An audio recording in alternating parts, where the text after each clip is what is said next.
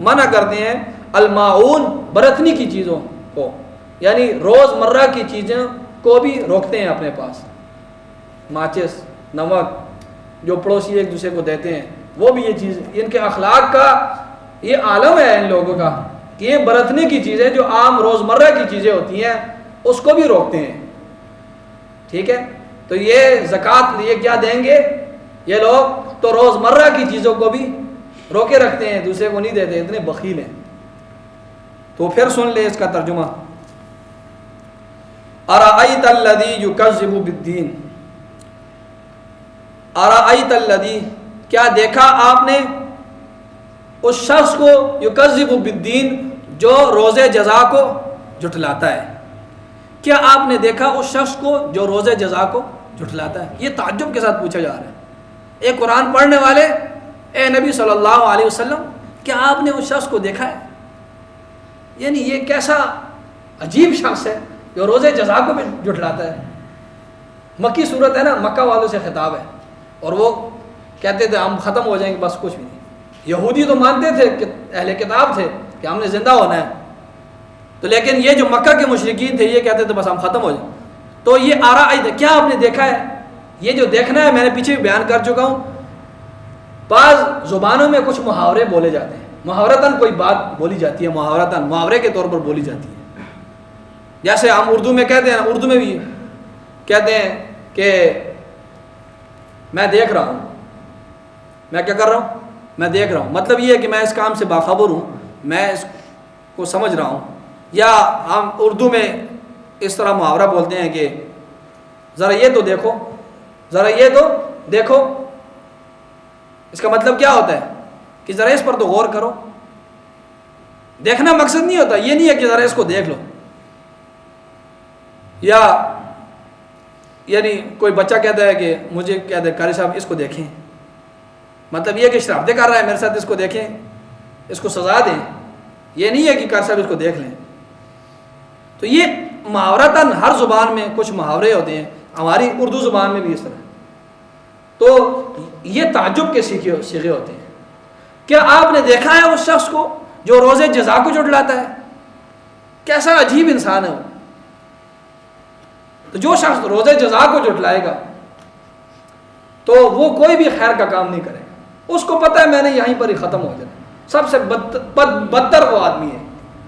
آج بھی یہ لوگ چائنا کے لوگ ہو گئے جو کچھ نہیں مانتے، اور وہ عیسائی اور وہ یہودی جو مذہب سے بالکل کٹ چکے ہیں، تو وہ بھی جو ہے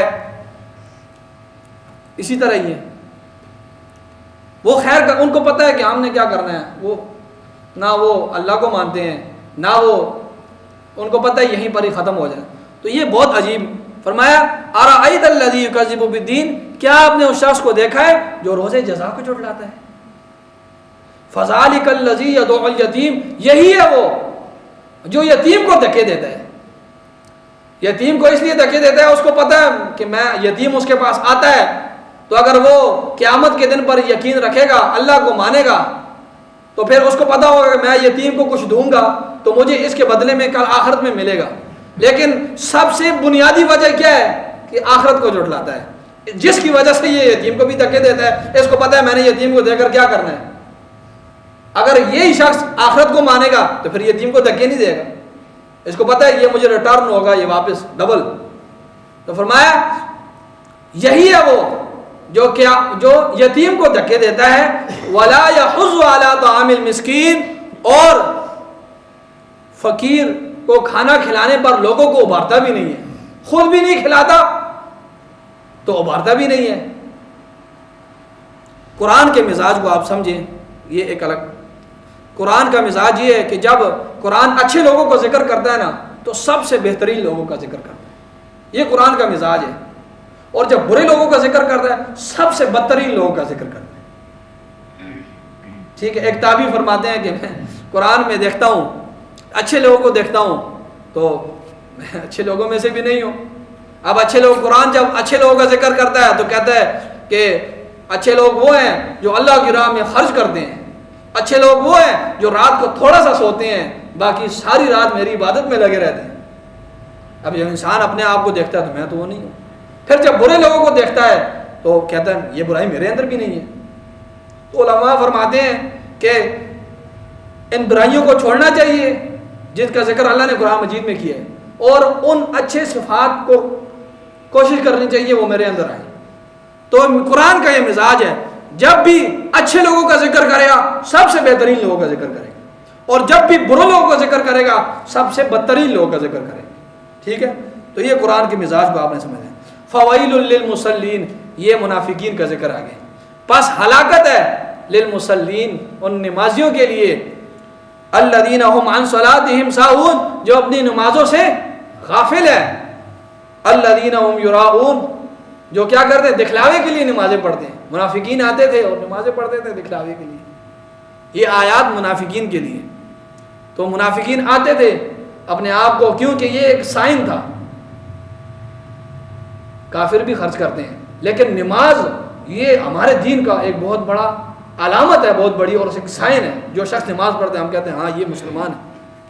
تو وہ منافقین بھی علامت کے طور پر اور نماز پڑھتے تھے تاکہ ہم مسلمان ہیں.